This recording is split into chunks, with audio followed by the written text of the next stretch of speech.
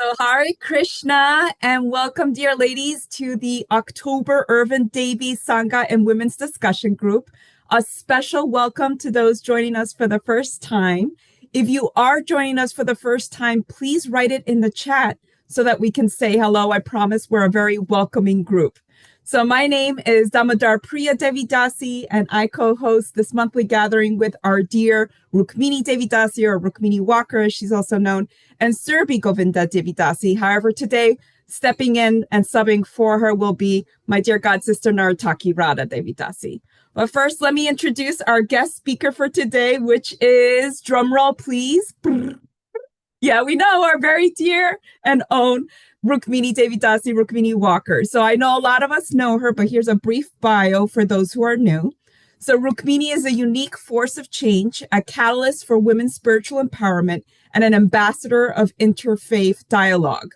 With unwavering dedication, she has carved a path that inspires and ignites souls across the globe. She is the visionary founder of Urban Devi Collective, which is a vibrant platform that resonates with seekers from all walks of life, and her spiritual journey spans continents and cultures, which is awe-inspiring. She's one of the first disciples of Bhaktivedanta Swami Prabhupada, who introduced the path of bhakti to the Western world in 1965. Rukmini's life is an offering of devotion, compassion, and a testament to the boundless potential of human spirit. With every endeavor she undertakes, she leaves an indelible mark on the world, awakening hearts and transforming lives. So today, our dear Rukmini will be talking about the topic, welcoming the guest, the dearmost friend. So she, just to describe it a little bit for those who haven't read the full bio, she every day anticipates an encounter with divinity in their most accessible yet invisible presence, the holy names. So she's going to have us ask, where is my interest? Where is my affection? Where is my thirst for them every day? And so through story, prayer, and poetry, she's going to lead us to exploring how we can welcome the guest, the dearmost friend, the holy name. So Hare Krishna, dear Rukmini, thank you so much. Hare Krishna, thank you all so much for being here. I'm so grateful to each and every one of you. And let me just express my gratitude and reach out with some prayers for empowerment and blessings.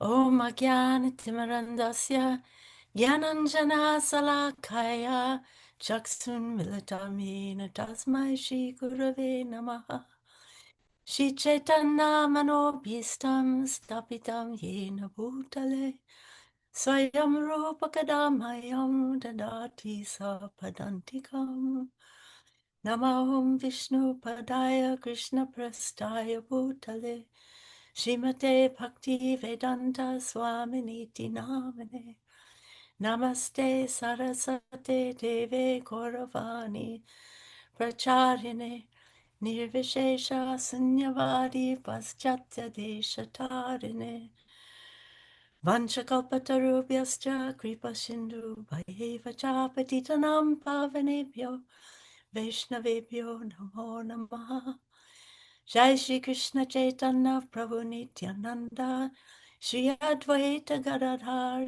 Srivasadi Gaura Bhakta Vrindam Hare Krishna Krishna Krishna Hare Hare Hare Rama Rama Rama Hare Hare.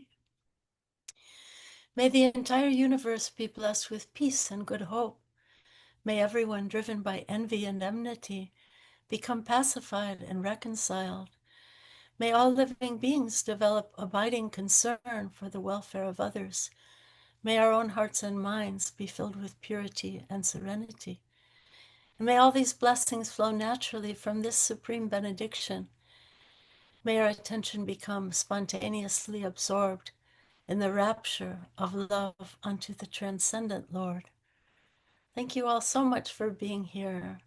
So grateful to each and every one of you. Yes, so I was thinking how important it is that we look and take very seriously this practice that we have in the bhakti path of calling on the holy name every day, of welcoming the holy name. And as Damodar Priya said in the introduction, to experience an encounter with the holy name. So I titled this sharing as Welcoming the Guest. And I was thinking how, in Christian traditions, they talk about welcoming an unknown guest because it could be an angel. And in India, they talk about welcoming the unexpected guest because an unexpected guest is considered to be like a representative of God. So I was thinking, how should we be welcoming the holy name each day? You know, yeah, like it should be a great celebration and a great welcoming, as though we had, maybe we don't have in our house all kinds of bugles and drums and harps and angels flying around.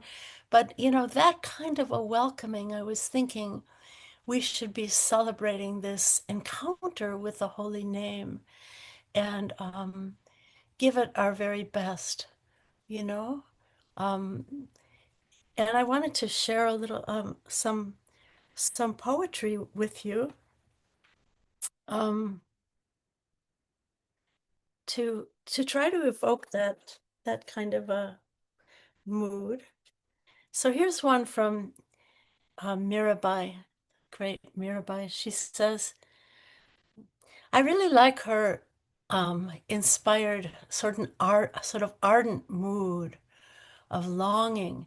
And I think we have to really approach the Lord in His holy name, in their holy name, Radha and Krishna, in a mood of longing and celebration and joy and welcoming. So here's what Mirabai says. This is called Awake to the Name.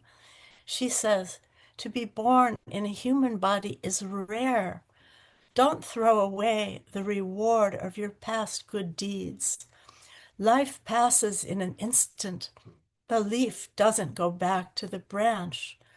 The ocean of rebirth sweeps up all beings hard, pulls them into its cold, running, fierce, implacable currents. Giridhara, which is a name for Krishna, your name is the raft, the one safe passage over. Take me quickly.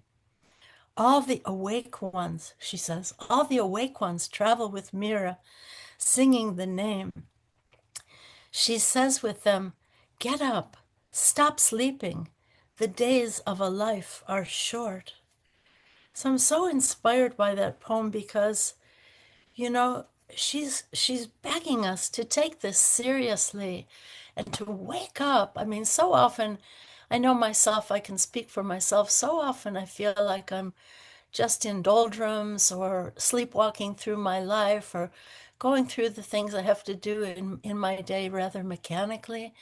But Mirabai is begging us, and I think all the saints are begging us to wake up and to bathe in that current of the holy name. And she says, all the awake ones travel with Mira. So can I also wake up and become an ardent, longing person, longing for Krishna rather than just a sleepwalking zombie, And I think Krishna reciprocates with those who have that thirst, that mood of longing. So yeah, that's what I've been thinking about. And here's another poem that I think it really resonates with me on this topic, actually. And this is from the poet Rilke. And you know how sometimes you feel like you're a bit of a mess and you've got all these loose threads hanging out in your life, just hanging out in every direction. And so this nice poem is called Weave Them Gratefully. And I changed the pronoun from a he to a she. So yeah, somehow this speaks to me also about getting it together to come to that place of longing and thirst. And so here's what the poet says. She who reconciles the ill-matched threads of her life and weaves them gratefully into a single cloth. It's she who drives the loudmouths from the hall. Do you ever feel like you have a lot of loudmouths in your life? This is how she drives the loudmouths from the hall and clears it for a different celebration. Remember a few minutes ago I used the word celebration? We should celebrate the holy name coming into our house, into our life each day. So let's see, she clears the hall for a different celebration where the one guest, so she's praying to God, right? Where the one guest is you, Radha and Krishna, they're one. In the softness of evening, it's you she receives, or morning, if you're chanting in the morning, best to chant in the morning. You are the partner of her loneliness, the unspeaking center of her monologues. With each disclosure, you encompass more, and she stretches beyond what limits her to hold you. So I really love this. The way the poet says, the one guest is you. So to make that, we don't talk about oneness so much, but the oneness of attention, oneness of intention, oneness of longing, oneness of thirst, where I'm welcoming with my full attention and my full intention the oneness of my attention to be focused on you, my dear Radha and Krishna. And yeah, sometimes we might feel like there's so many ill-matched threads. There's so many crazy hanging out threads in my life. But if I can try to clear those other voices from my mind and heart when I sit down to try to chant the holy name and really pray for that kind of focus and pray for the intention and the attention, the thirst, pray for the thirst and the longing. Because, this Krishna consciousness movement, it's not supposed to be just joining an institution or joining. Here we have a Urban Devi is like a really sweet sisterhood. It's so much more than just having like a sweet, sweet, sweet ya sisterhood of sweet loving ladies. It's so much more because really we're meant to be welcoming this guest that is still in our hearts, still invisible, right? Welcoming this guest to come and open my heart and reveal all the sweetness of pastimes of Vrindavan, all the sweetness of the spontaneous love, the sense of wonder, the sense of awe, the sense of amazement that we see in the residents of Vrindavan. Yeah, we're not supposed to remain in the doldrums, in the sleepwalking, in the robotic, mechanical, um, doing things because we're supposed to do, like sadhana bhakti, it's the beginning stages where we begin. But we're not meant to remain there. Sadhana bhakti is when we do things because we know we're supposed to do them. I'm supposed to wake up in the morning a little bit early. I'm supposed to chant japa. I'm supposed to follow the regulative principles. But to come to the place of this spontaneous love, this raganuga bhakti. Raganuga means to follow with inspiration and an open heart the residents of Vrindavan. So to awaken this thirst, this longing, this spontaneous mood of taste and following the residents of Vrindavan, I shouldn't stay stuck in the place of just doing things because I'm supposed to do it. I want to come to the place of doing it each day, each morning with great joy and with great longing. So I want to share another poem that I really like. This is from Rupa Goswami, and he is probably the greatest acharya in our line because he is the one who taught how to go to the place of rasa. Rasa means taste. Rasa means experiencing the sweetness. Like Krishna is called a rasika. He is a taster of sweetness. And Srimad Bhagavatam in the third verse says that those who can understand Srimad Bhagavatam are the rasikas, the ones who can taste the sweetness of the mellows of devotion. So we're also meant to become these rasikas, these tasters of sweetness, not to remain forever and ever in this platform of sadhana bhakti where I just do it because somebody told me, my guru told me, or I think I'm supposed to do it, or I'll go to hell, or something like that. But to do it out of spontaneous love. So here's Rupa Goswami, the greatest of our acharyas, the Rasika Acharya. You know, we offer a respect, like in the prayers of respect that I offered in the beginning. We pray to Rupa Goswami because why? Because it said that he understood the mind of Lord Chaitanya. He understood the heart of Lord Chaitanya. You know, when Lord Chaitanya was standing in front of the Ratha Yatra cart, he was chanting singing a song that everybody kind of was familiar with. It was sort of a mundane love song, and nobody could understand why Lord Chaitanya was singing this mundane love song. And only Rupa Goswami understood the deep meaning in Lord Chaitanya's heart. He was calling out, Lord Chaitanya was calling out to Lord Jagannath, using the words of this mundane song. He was saying, "You're the same Krishna." In the mood of Radha, he was singing, "You're the same Krishna. I'm the same Radha. But here we are, we're out of Vrindavan, and it's just not the same.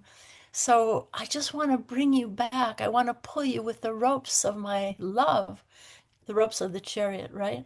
Jagannath's chariot. I want to pull you with the ropes of my heart, with the ropes of my love, back to Vrindavan, because it's just not the same here. There's so many chariots and elephants and soldiers, and this is a big city, and it's not Vrindavan where we can all be barefoot and listening to the sounds of the cuckoos and watching the peacocks dance. So, yeah, so he was the one who understood the heart of Lord Chaitanya.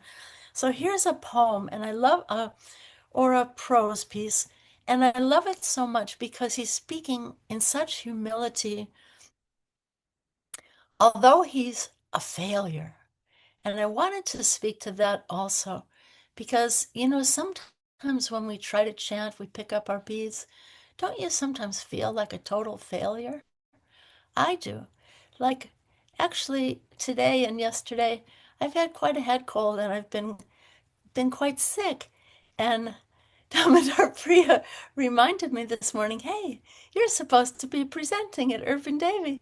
I said, oh, I thought it was next week.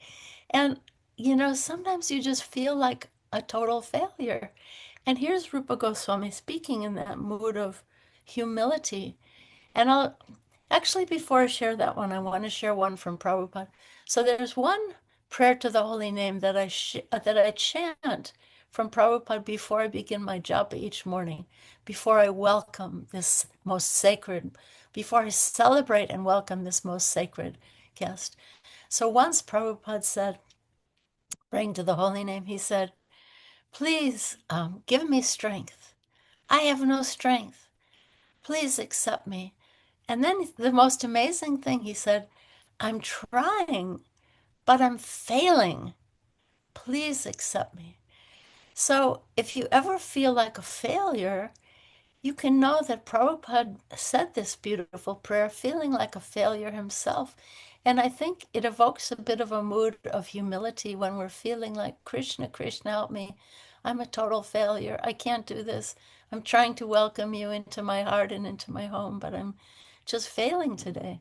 So yeah, isn't that amazing? Prabhupada said, I'm trying, but I'm failing. So it opens your heart, it opens my heart. I feel like it would open Krishna's heart too. So here's one from Rupa Goswami that I feel like is in the same kind of mood. He says, he's praying to Radha and Krishna in their holy name.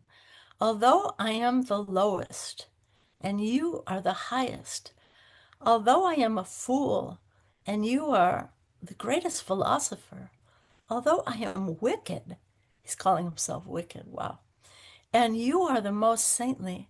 And although I commit offenses when I think of you, still, O King and Queen, the shadow of whose holy name delivers one from a host of sins. Please be kind to this person who sometimes chants your holy name. Isn't that so humble of him? I mean, we know from his character, he was someone who was continuously, incessantly calling out in love to the holy name. But here he's saying, I'm wicked and you're the greatest. I'm so full of sins and I sometimes chant your holy name. So I think this is a very exemplary mood that we can call on the holy name from this place of longing, from a place of thirst. It's not a mood of, I got this, right?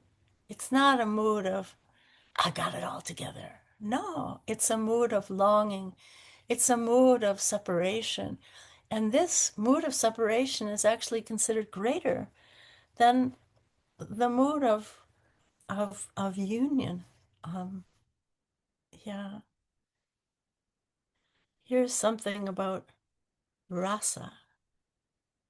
Rasa, so Krishna is called a rasika, right? Rasa is defined as that which is beyond imagination, heavy with wonder, and relished in the heart, shining with goodness. So that's the place where we want to go, right? To the place of rasa and sweetness. Um, let's see.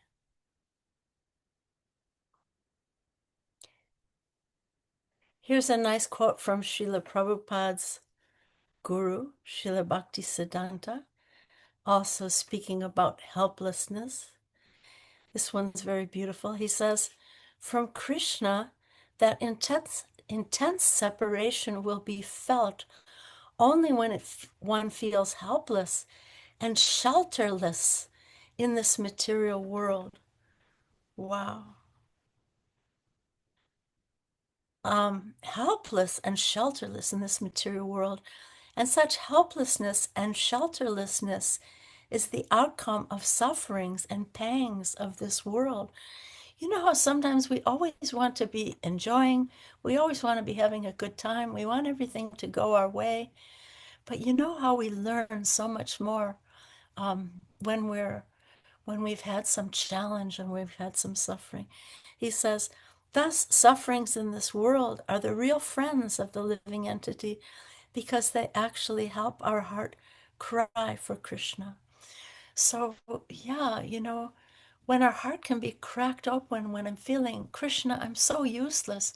I try to chant your holy name, but my mind just flies all over the universe. I think of 1,000 other things every time I try to chant your holy name. But please hear my call and please bring my mind back to you. And let's see. Here's a very, here's a Srila Prabhupada's guru, Srila Bhaktisiddhanta, was a great Naistika brahmachari, which means he was a lifelong brahmachari.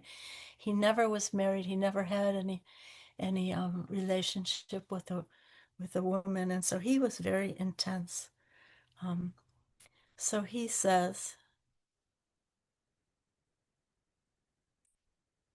this is one from okay, I'll read that one first from Srila Bhaktisiddhanta. He says, I am extremely unfit and encompassed with all evils, but an immense number of God's devotees have mercifully appeared for the good of one like me, who is so completely engulfed in evil. Wow, imagine such a mood. He says, many of them have gathered at this place for subduing my irrepressible arrogance. All of them are instructing me about the highest service of God. May we be ever ready to sweep away from our hearts by the rough application of hundreds and thousands of pointed broomsticks the wicked desire of desiring to be honored above other persons by the devotees of God. Wow, what a consciousness is that? Just imagine, that kind of humility. So we know that from Lord Chaitanya's Sikshastakam prayers, he explains the glories of the holy name, how the holy name is cleaning the mirror of our heart, which has so many layers of thousands and millions and trillions of lives of dust covering it, and how it actually can save us from the blazing fire of material existence. But you know what? The second verse talks about how the holy name is giving all blessings, but I'm so unfortunate that I have no attraction. Why do I not have any attraction to the holy name? Because I commit so many offenses to the holy name. And the main thing is I'm just neglectful. I don't really care. I don't have such a strong desire to chant the holy name. And so the third verse of the Sikshastakam talks about how we have to be so humble, like a blade of grass, more tolerant than a tree. And in that mood, we can actually chant the holy name. So, how is that even possible? You know how it is, like, when you're associating with devotees, or you're at a temple, or somebody says something to you like, that you might feel is kind of mean, or you feel unappreciated, or they don't really understand you. We feel like those are kind of prickers in our hearts when we're not appreciated, when someone doesn't understand or appreciate us, or just speaks roughly to us. But you know what? In this offering from Prabhupada's Guru, Bhaktisiddhanta, we can see his mood of sweet humility, that, wow, thank you so much for treating me roughly, because I can learn so much more from you treating me roughly than I can from someone, saying sweet things to me. Now, understand this correctly. Regarding other devotees, we should always speak sweetly and appreciate them, because we all thrive on appreciation. But when someone treats me roughly, in other words, I should have a higher standard for my own self, and be more generous with others. And if someone treats me roughly, I can somehow think, thank you so much. You're helping me to see what I don't really see. Like, maybe everybody in the community sees all the things that I'm doing wrong, like all the ways that I'm kind of sloppy, and I show up and I don't really chant the holy name very nicely, or when I spoke a little roughly to someone, or when I didn't show up when I was supposed to, and all the ways when I'm kind of a failure. So it's such a great fortune when I can begin to see, wow, all the ways that I could be doing a little bit better by the grace of some devotee of the Lord. You know, it doesn't mean that we should be accepting abuse. We should always be boundaried. It's said that healthy people have fences that keep the good things in and the bad things out. And unhealthy people have boundaries that keep the bad things in and the good things out. But when some bad thing comes of its own accord into my path, I can somehow or other think, thank you, Krishna. This is helping me to see how much I need your mercy, how much I need to be longing for your mercy, how much I need to be welcoming the most sacred guest who can free me from all the miseries of this unfortunate world of birth and death in which I'm been situated for so many, many lives. My grandson is an athlete. He plays basketball during basketball season. He plays soccer during soccer season. He plays rugby. I wish he didn't play rugby. It's such a rough sport. He plays rugby during rugby season. But I always tell him, um, those guys, those athletes, are always so happy when they win the game. They're cheering and jumping up and down. But I always tell them, it's actually, you learn so much more when you when you lose, you know, isn't it?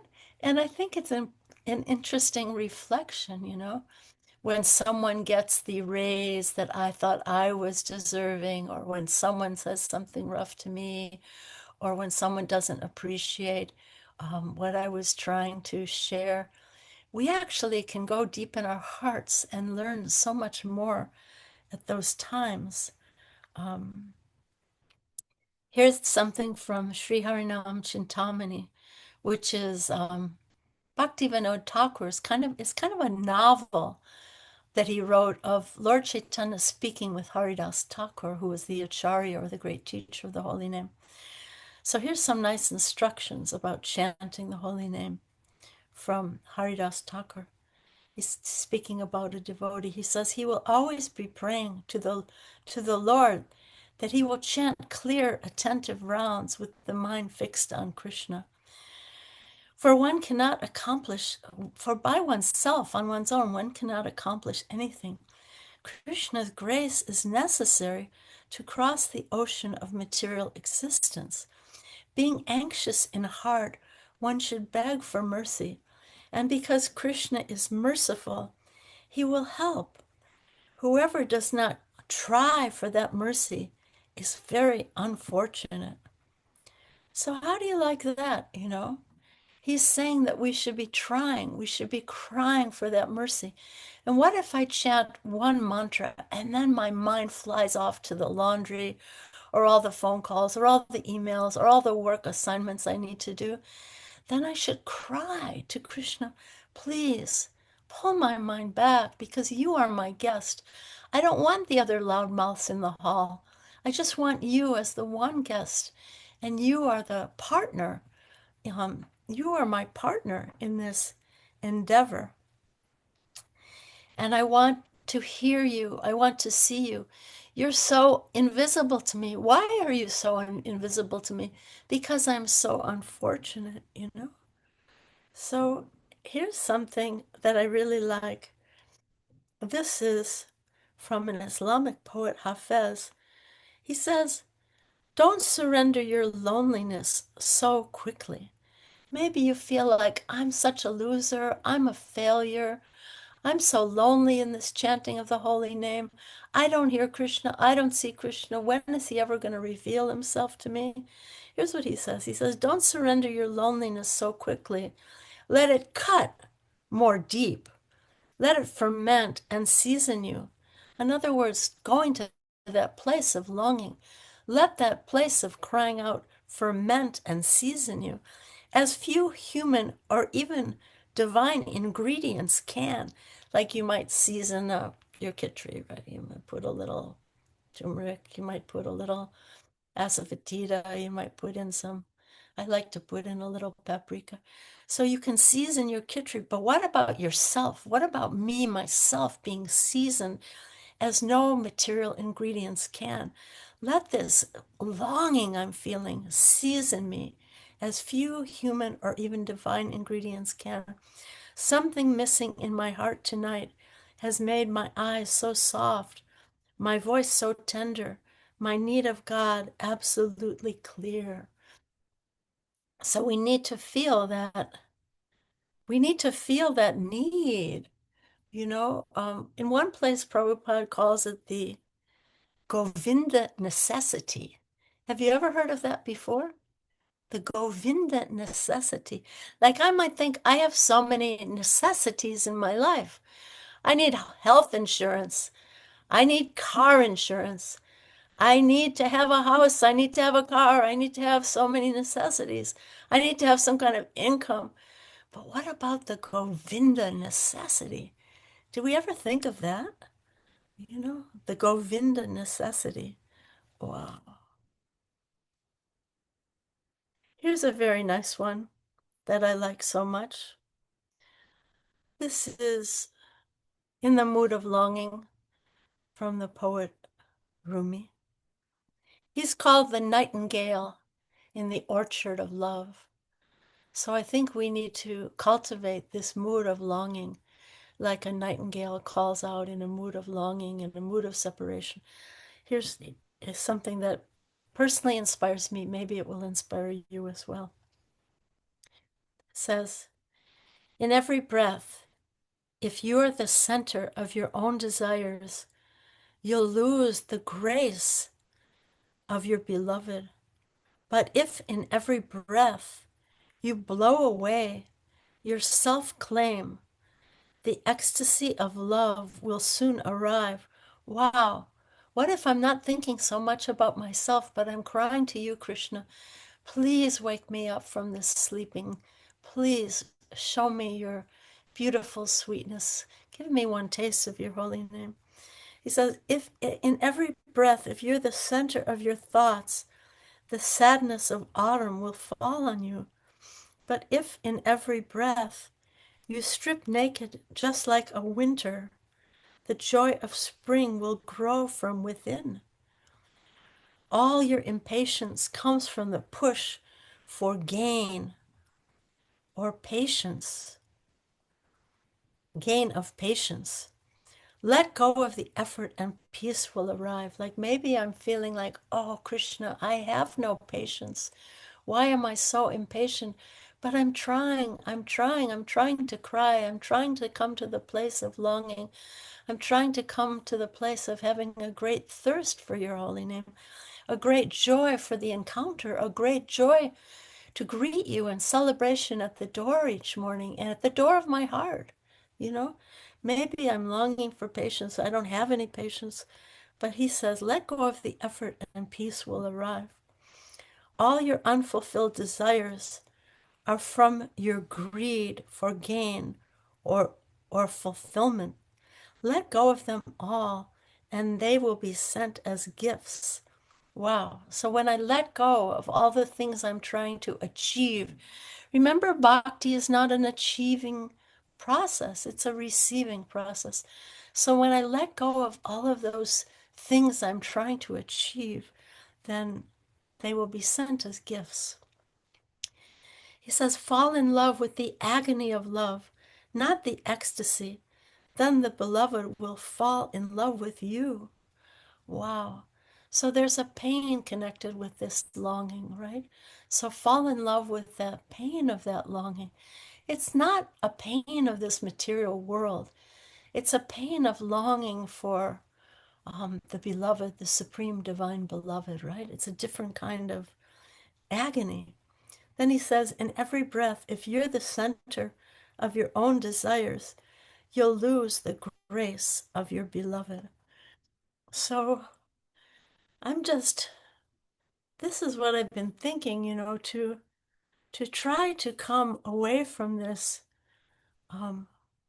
doing just because I'm supposed to do it, um, to be doing it because I have a longing to do it, because I have a thirst to do it, because I want you so much, Krishna, more than I want anything else.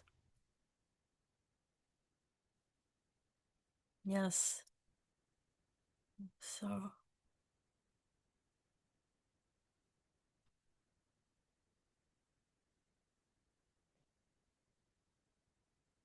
here's a beautiful one from Srimad Bhagavatam. A yogi should meditate on the most benevolent smile of the Lord, Sri Hari, a smile which for all those who bow to him dries away the ocean of tears caused by intense grief. The yogi should also meditate on the Lord's arched eyebrows, which are manifested by his internal potency, in order to charm the sex god for the good of all sages. So, this idea of, welcoming the Lord, welcoming the guest into my heart, into my home each day, each morning. Excuse me while I blow my nose. It's such a beautiful meditation, because that smile of the Lord is said to dry up the tears of all sufferings of this world. This material world is described to be an ocean of tears. And the smile of the Lord can dry up that ocean of tears. So if I can welcome that holy guest, Radha and Krishna, welcome us with a great celebration. Maybe I don't have bugles and mridangas and harps and all the things with which someone should welcome angels. Maybe I don't have those things in my heart, but maybe in my heart of hearts, like a heart inside our heart, it's supposed to be like a still lake. And the soul is supposed to be like a beautiful swan just gliding on that lake inside the heart.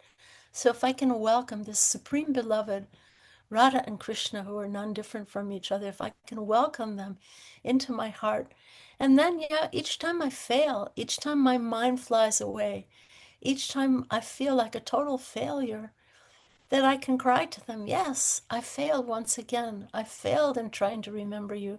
I failed in welcoming you. And I only want to welcome things about my own security. I'm thinking of my car insurance, my health insurance, my this, my this, my this. But if I can put all those loudmouths aside and just welcome you as the only guest, as the only voice, the only partner of my longing, then I can come closer to doing this with an open heart, you know. Let's see. What do you think? Let's see. Here's some nice encouraging words from Srila Prabhupada. Srila Prabhupada says, Krishna is not forgetful. Wow. I forget him over and over and over again, every day, every moment, but he's not forgetful. Remember how he's traveling with us in so many bodies as our super soul, as our super friend. I go into a pig body or the body of some kind of amoeba, and he's always traveling with me, offering advice, but I keep turning away. But here's what Srila Prabhupada says, Krishna is not forgetful. He says, so if you become Krishna conscious once, even if at that time you are so-called unconscious, still Krishna is with you. He is not forgetful. He is not forgetful. Therefore, he will give you the proper result. Don't think that at the time of your death, because you are so completely out of consciousness, therefore there is frustration. No, there is no frustration. There is no frustration because your activities are already recorded by the Supreme Personality of Godhead, who is situated within your heart. So therefore, there is no question of frustration. You just practice while you are in good health, while you are in good body, while you are in good consciousness. Just practice this. Hare Krishna, Krishna Krishna, Hare Hare, Hare Rama, Rama Rama, Hare Hare. And the result is guaranteed. Isn't that so beautiful?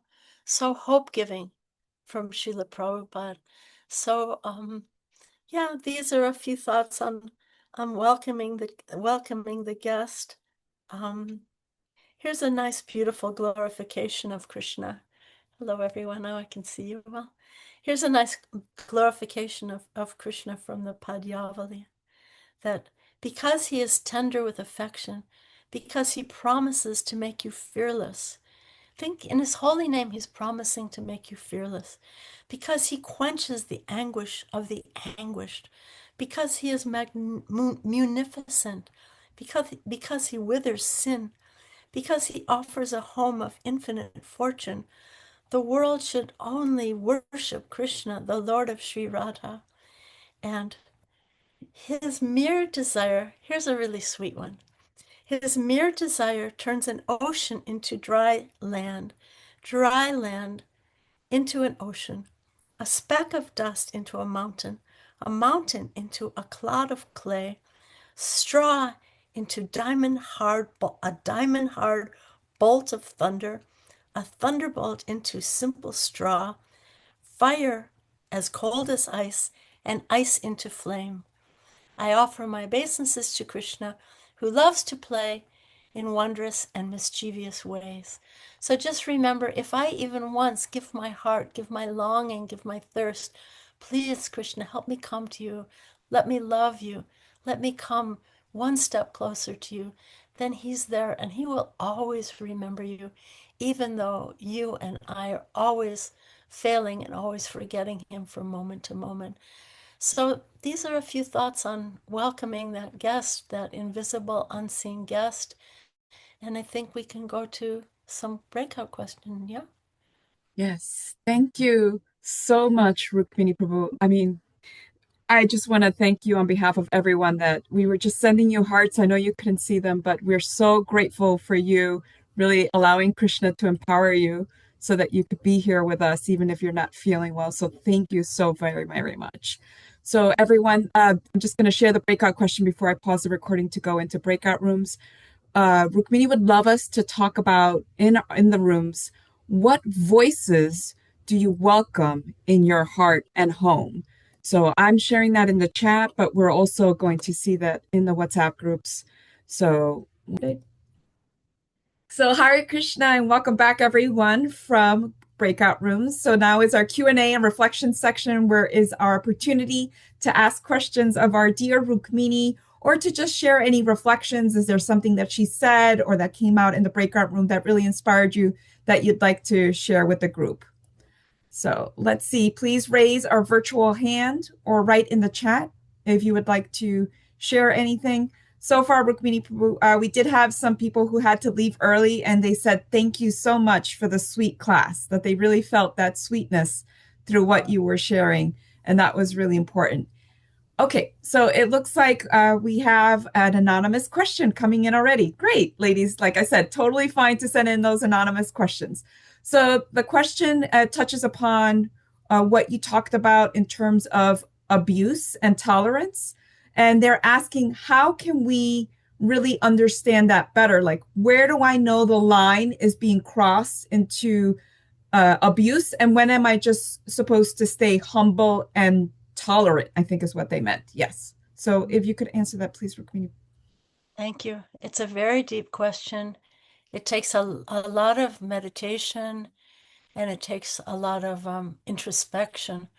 Um, Sometimes we might feel like we're just completely failing, and we have to really study that. Study that. Really, I would say, really look at it very closely.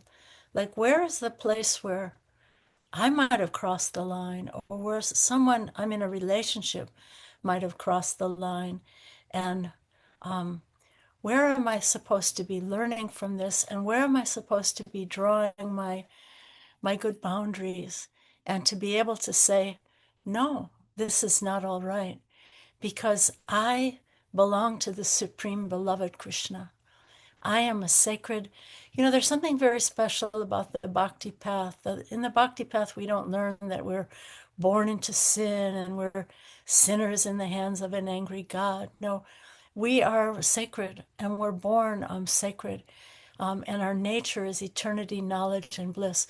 So when we feel like we're veering out or we're being forced to veer out by some, what I called when I spoke before, those loudmouth voices in the room, when we're being pressured or forced or influenced to veer out from that knowledge that I am beloved and my nature is full of joy, full of knowledge, and full of eternity. When I feel like I'm being pushed out of that identity, then I have to really examine again, to go back to that metaphor that I shared, go back, really look at those loose threads in my life and see, where is this thing becoming unraveled? Today or yesterday or last year? Maybe I can't undo where it became unraveled last year or 10 years ago, but today I can stand up and say, no, I'm sacred. I'm Krishna's beloved. And I will not allow myself to be used or abused by anyone, because that's not who I am. And if you want to treat me that way, whoever this person X is, if you want to treat me that way, then I'm not available for that kind of relationship, and I will step back. So you can step back from being in that kind of relationship. You can choose who you want for your intimacy. You know, Sometimes we feel like, oh gosh, I don't have so many friends. I wish I had a bunch of friends. All you need is like one or two, maybe three people who are really intimate that you can open your heart to, that you know will be there for you if you call them in the middle of the night, if you're suffering, You don't need to have masses of friend, all those loudmouth voices in the room. And sometimes, as women, sometimes we can be very social and we want to have those social interactions and we want to be liked, we want to be loved, and we want to be a friend. But sometimes it's important to distance ourselves from some of those voices who are um, maybe just a loudmouth in the hall. When I'm really trying to tune in, right? Like a radio, like you're tuning in a radio, like trying to get the frequency of a higher voice. So that's trying to tune into that voice of the Supreme Beloved, that voice of Krishna's holy name that I'm trying to welcome as the most sacred and celebrated guests. I have to tune out those other loud voices that I'm hearing so much. And sometimes it's my own fault. Sometimes it's my own maybe addiction to social media, or I have to tune in to the latest thing that Donald Trump said, or what are the royals up to in London with all their craziness, or, this or that, and the other thing, what some he said, she said that's in my life, that thing that somebody said to me the other day that's really bugging me, and sometimes we can also speak to someone if we feel that someone is dear to us and is precious to us. And, we can also speak up and say, I just want to understand. I felt hurt by what you said the other day. And I just wanted to clarify. When you said that to me, did you really mean that XYZ? Or did I misunderstand? Because sometimes it's also my misunderstanding that somebody said something and I went off the rails and I was hurt. Sometimes it was my fault, and therefore I think we really need to look at those hurts and those failures and see where did I make the mistake, but also bring it up to the other person. And maybe the other person will say, "Oh, no, no, no, that's not what I meant. When I said that, I had a headache and my kids were screaming, and I didn't mean to have you think that whatever it was, XYZ, no, no, I love you so much, or maybe they'll say, you are a little bit rough around the edges when you speak to other people like me, and maybe you don't realize how it impacts someone who's tenderhearted like me when you come out with all your, all barrels blazing, and you want to instruct me, or you should me, or tell me all the things that you think I'm doing wrong. So I think it's a good thing to be open to input, to be able to hear, but then make those boundaries when someone says, when and you get those,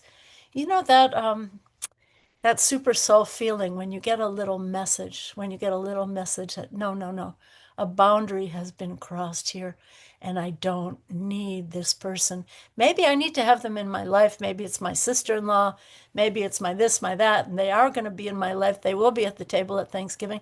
But, maybe I don't need that person in my intimacy, because my intimacy should be reserved for those trusted people who I can say, what did I do wrong? Tell me what I did wrong, or tell me how I hurt you, or I was hurt, and did I misunderstand?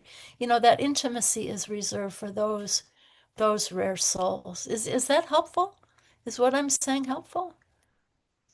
I Yes, I'm seeing a message that they're sending their obeisances, so their pranams and hearts. So thank you so much, Rukmini. That's very helpful, and I think it's resonating with a lot of people, even not the person that asked that anonymously.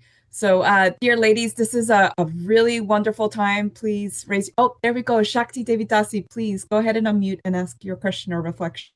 Nice to see you, Shakti. Nice to Yeah, see nice to see you, Rukmini. Please accept my humble obeisances. All glories to Srila Prabhupada. Danda pranams. you. My pronouns to you. I just something has happened in my world where there was, I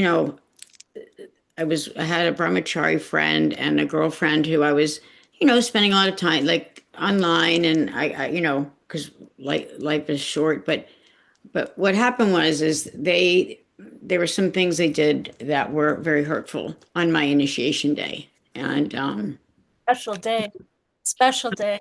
it's like I could cry. It was really special, and I actually flew in because he's a brahmachari, so I flew him in to be here with me. He was a Shiksa guru of mine, and they spent a lot of time with each other. And I know it wasn't like an affair of sorts, but it was just the fact that I felt like it was such a big day for me. And I've been waiting, not been waiting for a long time, but it was something that I was really looking forward to. And and I shared my thoughts, like you had said, like shared my thoughts, shared my heart and my soul with them. And and he holds classes, like a lot of brahmacharis do, and she would be there.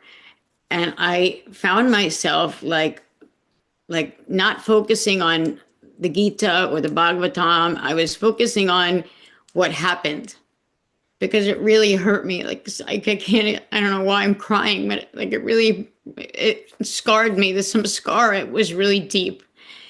And because it took a lot to make a choice to to to to to be officially, it was something I wanted, but I knew it would affect my family, I knew everybody. And anyway, so I have a really good friend of mine. You might know her, Radha Priti, and I've known her for a long, long time. From India, I met her, and I said to her, "Do you have some good people that you listen to?" And then, like, I needed to delete them. I needed to not have that because the whole point of going online to listen to the brahmacharis or people that are speaking spiritual truths is to hear that and to whether it's and to have emotions, but have emotions towards what they're speaking about.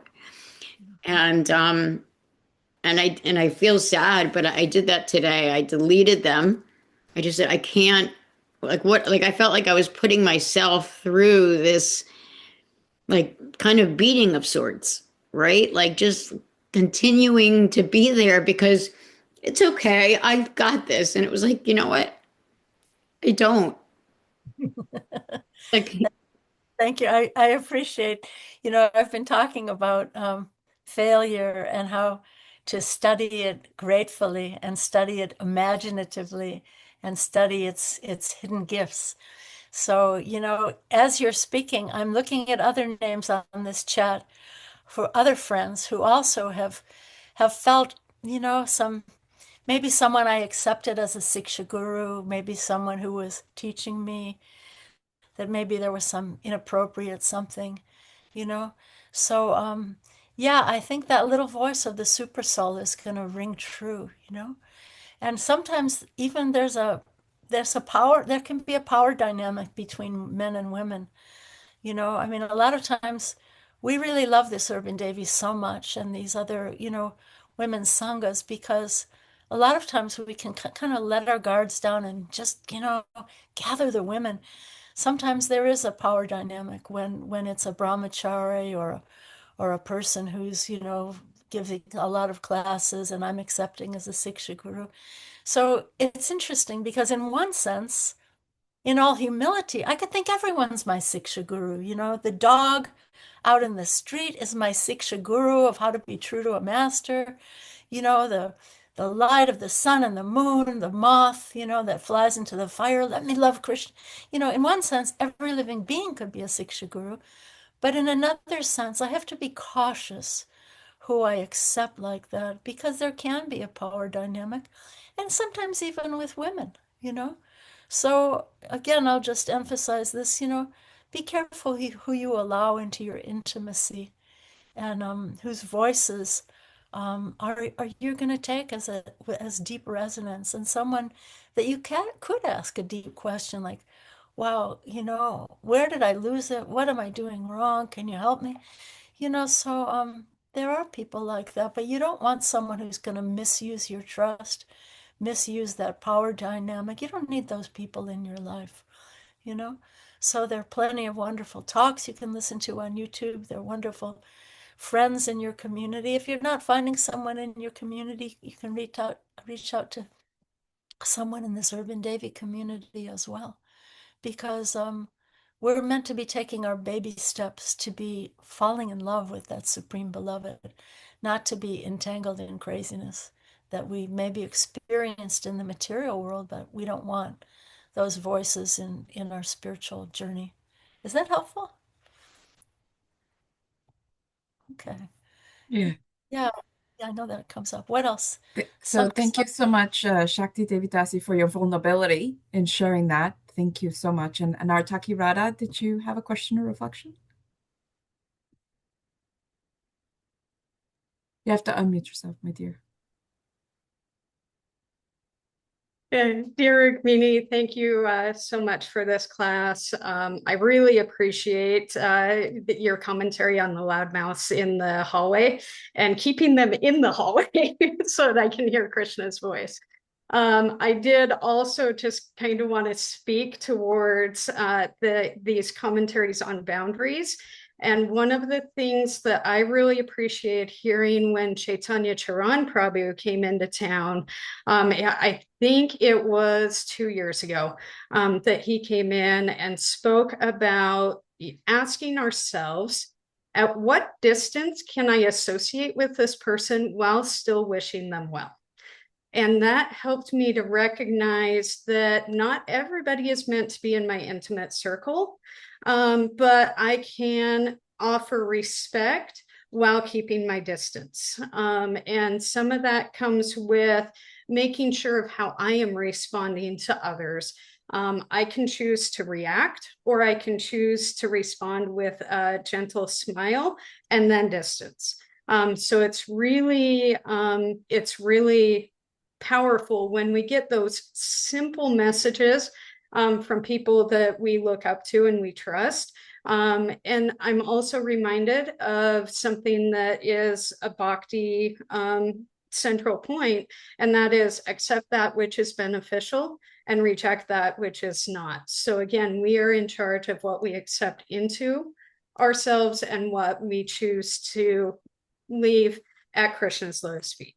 So those are my thoughts and reflections. I love that so much. And, there's a word that the Christians use a lot, and we don't use it so much, but the word is discernment. So that discernment, that little ouch factor, when you feel a little ouch, when you're having a conversation or somebody says some unwanted thing to you or does some unwanted thing to you, and you get that ouch, that's a sign from the super soul that this is someone I have to respect from it. As you're saying, Nartaki Radha, this is someone I have to try to respect from a distance, but not allow them in the circle of my intimacy. Because that ouch, that's a sign coming from the super soul. And so it's very, very important that I listen to that little ouch, And sometimes if it is a person who is in my intimacy that I want to be in my intimacy, like I know I'm in a marriage. I'm married to Anuttama Prabhu. And sometimes if he says something to me that I don't like or I think is inappropriate, I'll say that to him because he is someone that I love. And I'll say to him, what you just said is not okay with me. And that hurt. And then I'll explain what it was that hurt. And then because he is a worthy intimate, he'll say, oh, I'm sorry, I didn't realize that. Maybe he was just being flippant or off the cuff, or maybe he was tired or hungry or, busy or whatever.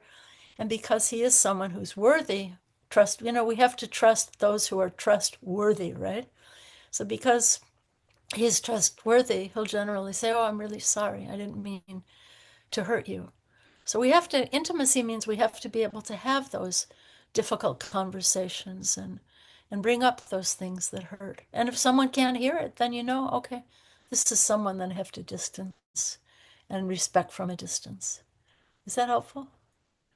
Thank you, Nartaki Radha, and thank you, Rukmini, for that. And Jay Ma Tulsi, amazing name. Please unmute yourself and share your question or reflection. Dandavats, dear devotees, my reverences and regards, Rukmini Prabhu. Thank you so very much for being able to share today and sending you much health and love from Puerto Rico. I was just wondering how we can keep the mood of Kartik year round. How can we invite the holy name day in, day out with the same enthusiasm as this Damodar month, please? Thank you, Prabhu. Thank you. That's a beautiful, beautiful question. So the mood of the Damodar month, and thank you for mentioning the Damodar Kartik month. The mood of the Damodar month is simplicity, sweetness, and playfulness, and a sense of awe and wonder. So we want to have that sense of amazement, like the residents of Vrindavan. We don't want to become dried up, jaded, dried out sticks.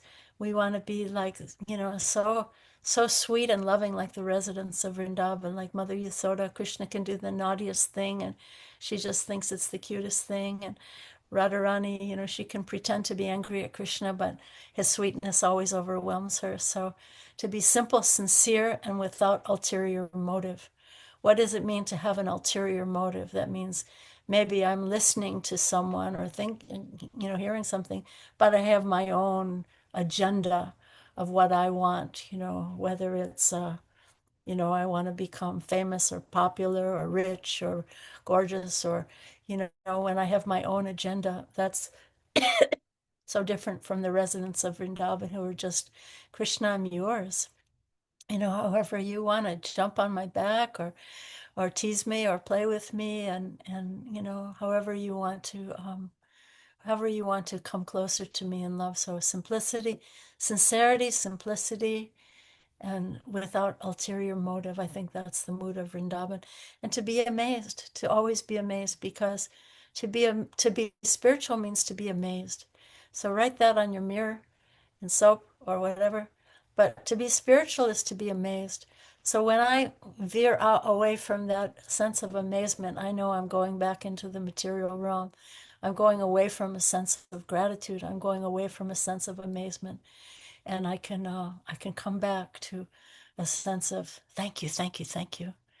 Even if I've lost it 100 times, like when I chant my japa, even if I failed 100,000 million times, my mind wandered away.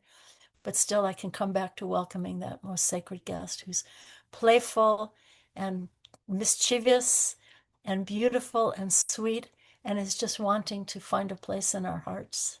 Yeah. Hi. Thank you so much for the question and the answer. And before I call on Carla, I just want to read a comment in the chat. Rukmini Devi Dasi says, "This is beautiful. Deep relationships need deep conversations. And in the same way, our relationship with Krishna, be able to face our challenges is a sign of strength." So I thought that was really beautiful. So Yeah. Carla, please. Tell Krishna, I've lost it today. I failed today, but I want to come back to hearing. Here I am. I'm back. I failed for the last half hour, 1 hour, but I'm back. I want to love you. I want to see you. I want to hear your holy name. Yeah. Authentic conversation with others and with Krishna too. Nice point. Thank you Yeah. so much. And Carla, I think we have time for just you, so that this will be our last question or reflection. Please go ahead. Thank you. Thank you, Hare Krishna, dear Rukmini, for having us. Wow, I feel very grateful to be in this space because I am new to Bhakti too. I know a lot of people can relate with that. I want to say hi to Jayma. She's my dear guru. She has been helping me with some hints into, getting into this realm of Bhakti, which is very vast. Good. And yeah, I feel very, very behind because I just joined it because of experience a very, very dramatic experience I had, and I had an identity loss, and I have been leaning to the spirituality. It has helped me a lot, and seeking for community. So I feel grateful to be here. So I was just wondering, like, because I sometimes I feel overwhelmed with all the things that I can encounter while I get deep and deep into this philosophy of Bhakti. And I just like, whoa, I guess I need to be born again to be able to grab the rhythm to this, because it's very different from my cultural conditioning. But at the same time I feel like a pull, like a call, like this resonates a lot with what I want. And this kind of discernment that I don't get fulfilled with other stuff that are mundane that I used to enjoy in them, and now I feel like it doesn't have this doesn't fulfill me anymore. So I was wondering if there is a guideline or like a step that you can recommend for me to start in this journey, like a path or recommendations that you can give to me, advices for me to be guided in this journey of getting to the bhakti world. Thank you. Thank That's a you. beautiful question. And I would just say, be simple, be like a little child, You know how Jesus Christ said that a little child, you have to become like a little child to enter the kingdom of heaven. So let all that identity loss, the person who dissed you and this, let it go, because that's not the real you anyway, And just become simple like a little child. To enter the bhakti path, we have to become simple like a little child, simple, sincere, and amazed at beautiful Krishna, amazed at the gifts of his holy name. Just be amazed and be simple and be sincere. And it's not about achieving anything. You might think, oh, wow, there's all these things I'm supposed to be doing. But no, Krishna is actually the one who's doing it. And we just have to show up with our sincerity, our open heart, our simplicity, and then Krishna will do the magic. So don't think that there's 100 things on the bhakti path that I don't know and I can't do and I'm supposed to be doing. No, let it go. Krishna is the one who's doing it, and we just have to be receptive and show him that we want it, that we want his love, that we want his sweetness, we want his playful mischievousness. Yeah. Thank you. Thank you. Yeah, I joined it since you talk in the Plenitude group, sharing about the third chapter. So thanks to Paula who directed me to get into this community. And yeah, I'm very grateful. Thank you. Thank you very much. Hare Krishna. Paula's an angel. She's an Yeah. angel. So, we're surrounded by so many angels, and I think we just have to embrace the angels, and the other people, those other loudmouth voices, we can let it go. That's someone I don't need in my life. Thank you. So thank you, Carla, for asking a question that I felt resonated. Again, like all these questions are resonating with a lot of people, not just those that are asking. So thank you so much for doing that. And before we finish with our dear Rukmini kind of telling us about upcoming retreat in India, as well as our upcoming Urban Devi in November, again, I just want to thank her on behalf of everyone here. Please send your hearts.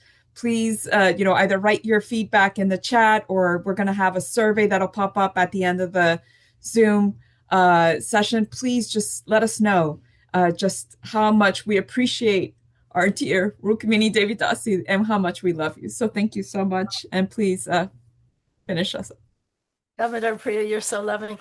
So yeah, Damodar Priya was just mentioning my son Gauravani and I, Gauravani, the wonderful Kirtanier, we're having a retreat at Govardhan Eco Village, which is January 12th to the 25th. Please come. Please, please, please try to come. It's a magical time. We're there in a holy place, Govardhan Eco Village, with Radhana Swami, just wandering around, giving his answering your questions, giving his friendship to everyone. And it ends up with a wonderful flower festival at the Radha Gopinath Temple in Chowpatty. Even if you can't come for the whole thing, come for the days that you can come. Please, please, please come. We really want to welcome you there and dance with you and sing with you and celebrate with you. So thank you so much. And I want to introduce our next Urban Devi, which is November. Where did I write it down? Oops, I'm looking. Damodar Priya, you might have it. Okay. It's November 9th, Sunday, November 9th. And we have one of my favorite devotees who's going to be presenting. She's a doctor. She's actually an oncologist. But in addition to being an oncologist, she's also one of the sweetest people in the world.